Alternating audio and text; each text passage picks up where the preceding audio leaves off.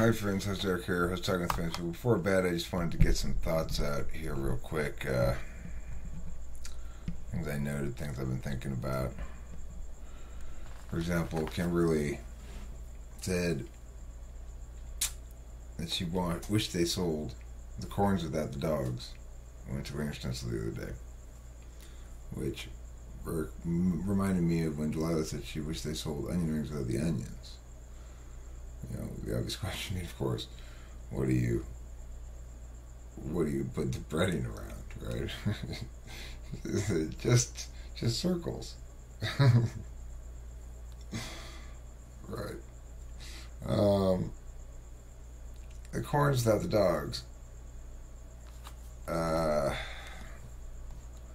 Well, you could put, what I was thinking, a good solution for that would be to get a hot dog that's made out of the corn stuff, right? Then you put the corn around the corn. So it'd really be corns.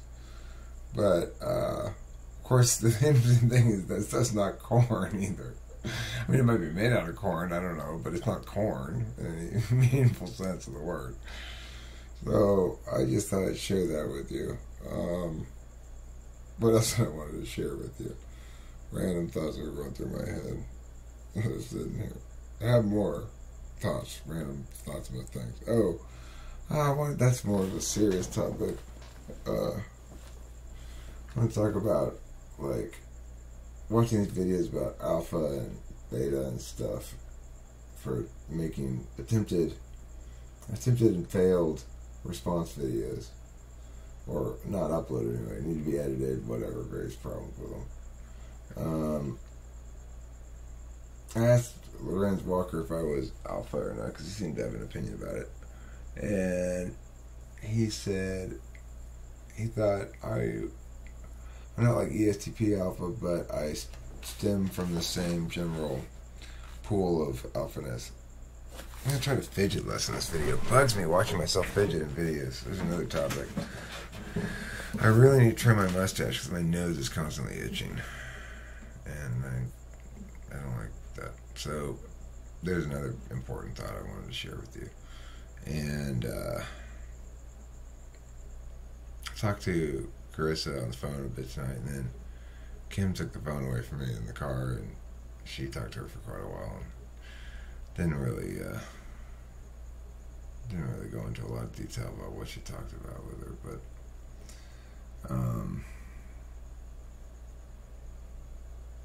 I like that. I like the way she described us too. She did relate this part to me. She said, I told her we're just a couple of regular middle-aged people trying to make our way in the world or something like that. Which is true. It's exactly what we are.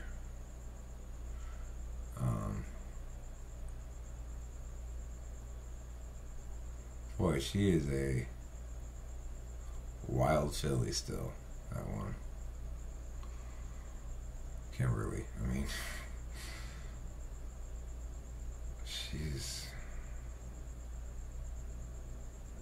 I just like, whoa, Nelly, whoa, calm down there. We're all good. You're fine. She's like a rescue. Boy, she is distrusting by nature. She can totally trust me too. She doesn't understand the process even. Which is because of shade. People get damaged. They display damage in different ways. Kim doesn't display damage normally, but she's more damaged than she displays, and it comes out in certain ways, you know. You could say I'm damaged a little bit too, but I'm relatively undamaged compared to a lot of people. And then there's stuff that's not even damaged that's different than that. Things like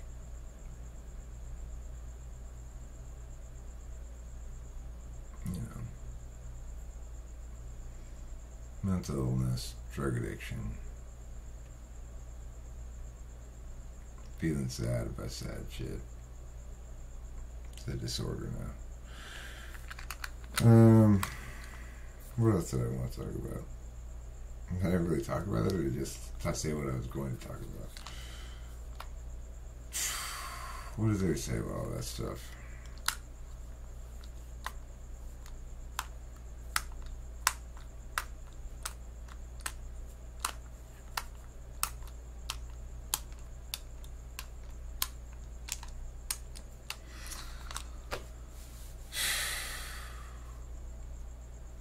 It's like different people have different levels of difficulty with different things, you know?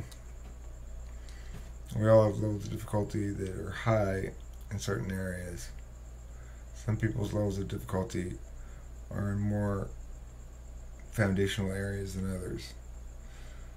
And there's a tendency in FE users to want to check the excesses of individuality in others. That's not exactly laudable. It's not terrible, but it's not exactly great either, you know?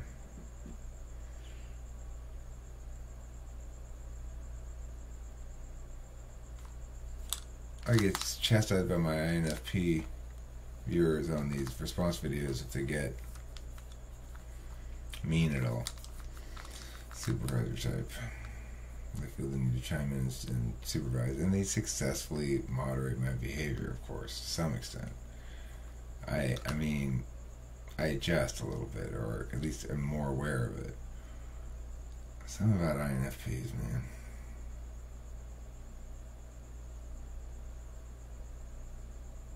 They have potentially lots of impact on me, but not all of them. It depends on the INFP. Like, sometimes they're just flat out wrong because they're just FIing. But sometimes, more often than not, they're right on some level. But it's not a practical level. Like, something that I might get a comment saying I was mean on might also be a popular video with a lot of thumbs up. So, I don't know. I don't want to be mean. I also don't want to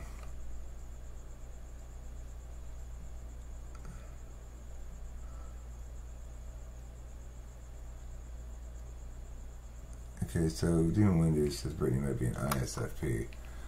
She's an extrovert for sure. I've hung out with a woman. Believe me, she's an extrovert. Whew. So, anyway, what else has been on my mind? I watched this one thing in a response video today. There's this woman's feminist, and she made me angry. I guess I didn't put that response video up, but a couple things I watch make me angry. It's like, why don't you stop and just consider what you're thinking? Consider it before you say it. Run it by someone with some TI, higher from the stack or something. It's just not gonna fly. You know, it just doesn't fly. Oh, that's bullshit. It doesn't fly. But it's also remarkable how powerful framing can be.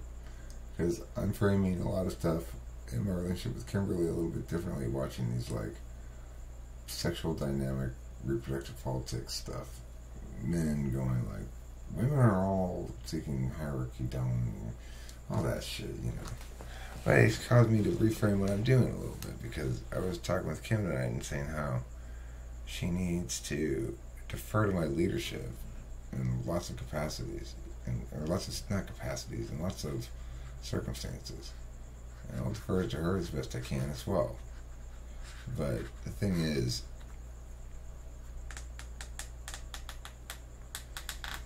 she was telling me, like, well, I want to know where I get to be the leader. You defer to my leadership. My point is, you know, anytime she takes it, anytime she feels confident and comfortable in a circumstance and wants to lead, she doesn't want to lead, she wants to get in my way. of leading.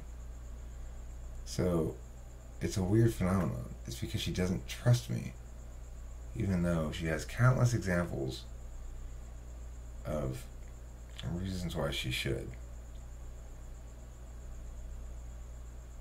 But that's okay.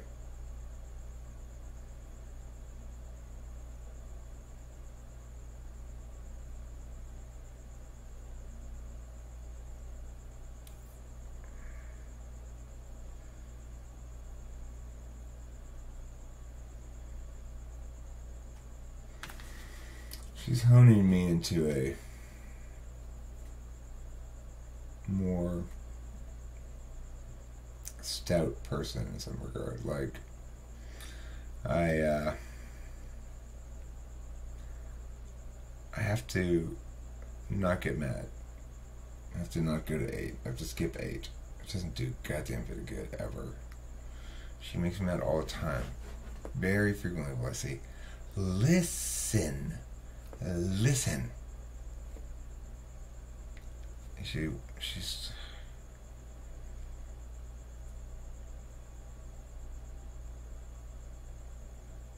it's remarkable. Kestrel says he wouldn't put up with that shit, he'd give her the boot or whatever. No way in hell am I giving Kimberly the boot ever. Kim's the best. I can be frustrated with her, whatever. It's because she's endlessly interesting in some capacity. We don't have a super smooth ride. It's not super easy. We quarrel a lot. But, you know, supposedly that's textbook ENTP ISFJ.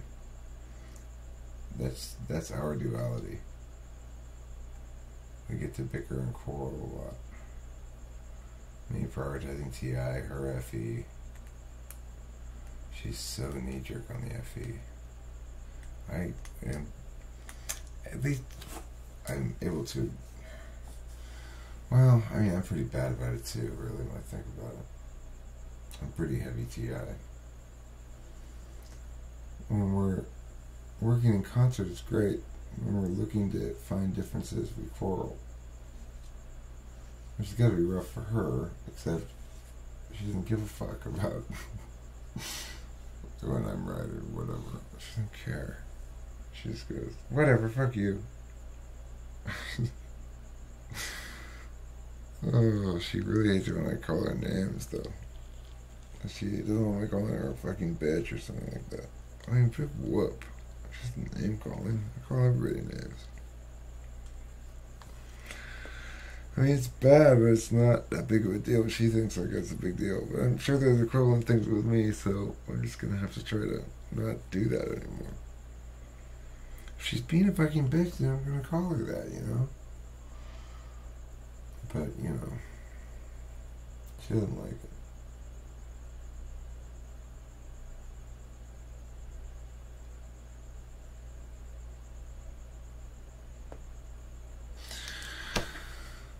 I should go to bed. Any last thoughts that I had before I wanted to go before that I wanted to get up before I went to bed? I really want to win the Barnes Firm Jingle contest. I entered a jingle into the Barnes Firm Jingle contest. Have I played it for you yet? I'll play it for you. You're gonna like it a lot, I think. You're gonna say, wow, it makes me want to get injured and call the Barnes Firm. Oh yeah, it's that catchy. It's that good. It's sultry, for sure. Rampant with eagerness, also for sure. And delightful. Here you go. Injuries addressed by law, so when you're injured, time to call the firm that's fighting for the win to see justice restored again. 1-800-8-million, the Barnes Firm. Okay, pretty good, huh? Let's play it again and see what you think. Injuries addressed by law, so when you're injured, time to call the firm that's fighting for the win to see justice restored again. 1-800-8-million, The Barnes Firm. August 2nd, they released the finalists. I think maybe all finalists get a $100 prize. I don't know. Then the winner gets $10,000. I think I got a chance. You never know. I mean, how many entries are going to be in this fucking thing? 1,000? Maybe. I like those odds pretty good. I think there'll probably be 1,000 entries. I don't know. How did I hear about it? Oh, Kim told me about it. She has an NI things. You should enter Gym Contest, and she won't let it go. She won't let me just sort of, shine her on. She'll be like, no, enter it. So I said, all right, fine. I'll stop what I'm doing and I'll make a jingle. And there you have it. That's good times with Kim right there. That's her. That's exactly her showing leadership. That's real leadership right there. I don't know if she takes credit for that or thinks about it as such. I need to convey that to her. It's part of the meaning smithing I need to do, I think. That was much appreciated, her getting me to make that thing. Huh, that's revelatory. I'll tell her about that tomorrow. I gotta go take a bath. I'm all sticky and gross. Went down to Norm's again for dinner last night. Oh my God. I felt a little embarrassed by my race tonight. And I'm not one to normally say such a thing, but there was a group of African Americans like me who came in and were really playing up the racial stereotypes. Just like they literally had a bottle of Courvoisier at the table with them and were loud in the most overtly racial ways, I guess. I don't know what else to say about it. And Kim and I had a little bit of a fight tonight, which is where the leadership thing came in. Because I said, she's kind of like looking uncomfortable, Kim was, because they were getting loud and ridiculous. And I said, if I need to go sit over there and say something, I'll say something. Don't worry, Kim, I'll take care of it, if need be. Well, we're going to try to write this out. We're not that much further from being done dinner. I didn't tell her that part. I just said, if I need to, I'll go deal with it. And then she spent the whole rest of the time there trying to get in my way. I wasn't probably going to go over there. I was very little chance I was going to do that. I was knowing that I was keeping an eye on the situation. And if the table got really loud or crossed a certain line, in fact, right when we were about to leave, it did. But at that point, I was literally standing up to leave, so there's no point in going over there then. But I was saying I'm going to go over and say something, and Kim was very concerned about that I was going to do that. She didn't want me to do that, and that's an example of her needing to stay out of my way. I'm not going to make a rash decision. I'm not going to jump the gun.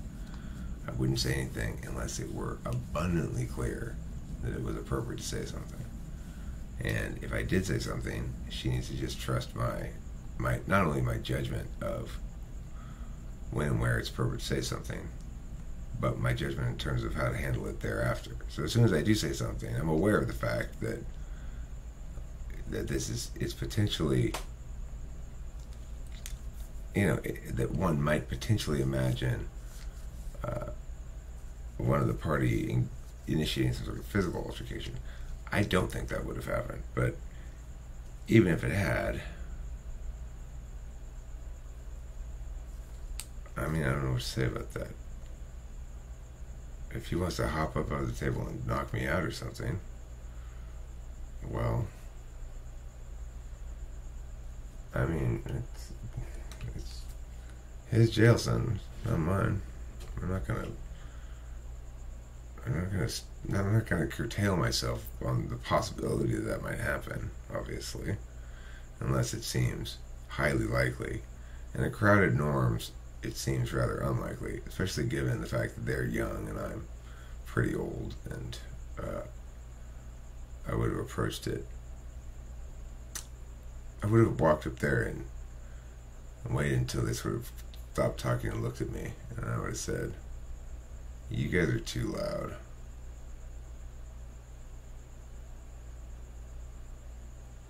And just waited, see what they said in response.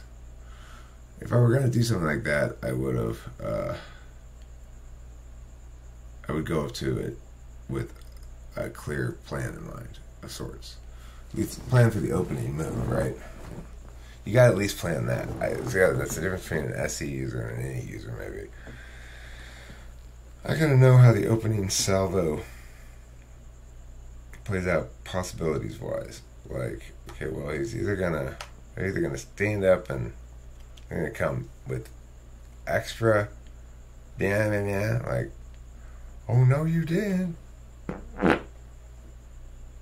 or they're gonna come with like,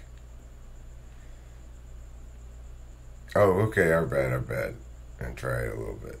Now, some of the people at least were drinking for sure. Cause I saw the big woman hitting the Croisier bottle just straight, brazen, shameless at the table. And oh my God, they put them at this one sort of isolated octagon table, and it didn't matter. They were still just fucking loud as hell. And also, that kind of octagon table kind of echoes a little bit, and they were up and down, and they're probably all mid-20s, I guess. So that was an interesting phenomenon. I got in a little fight with Kim about it because she needs to stop trying to control that situation and, get in line. In that circumstance, I do not want her interfering with whatever happens. It's not going to help. It's only going to mess me up. If I'm trying to play tennis with something, I don't want you to come run up and try to help me swing the racket. It's only going to cause problems. Just stay out of the way.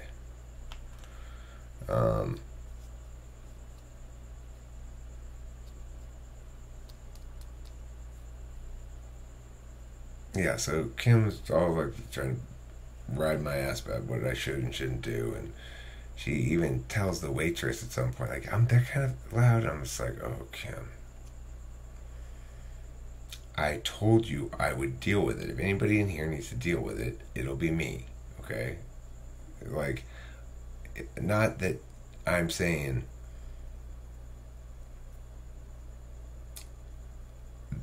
I am saying I'm the most equipped there to deal with that.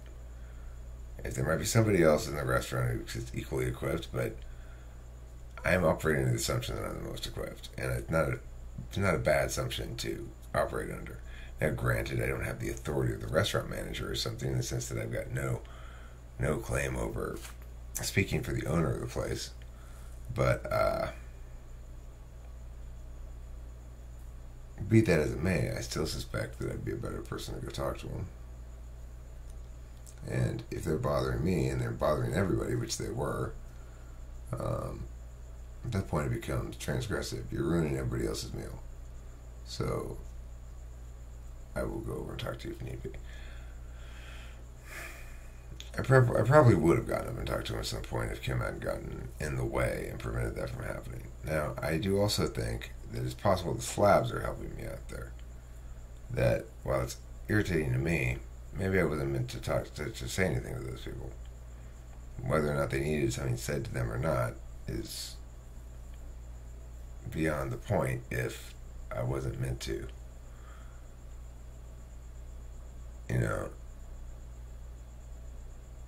It was a situation that involved some risk that was made not realized by, probably to some extent, by Kim's interference. But I guess the other issue is I don't like the fact that it denies me the opportunity to choose not to go up there, and then to have that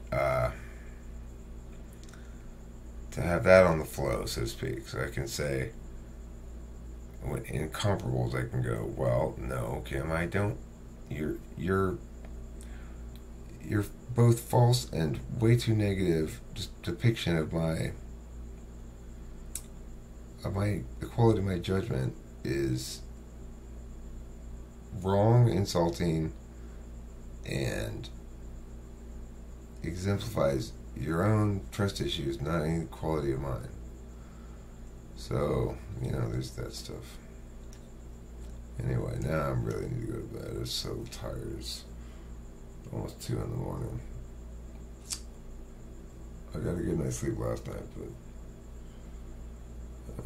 I need more than one good night's sleep in a row. And I'll probably get a decent one tonight, but not great. I'll get 6 or 7 hours. I need 9, really.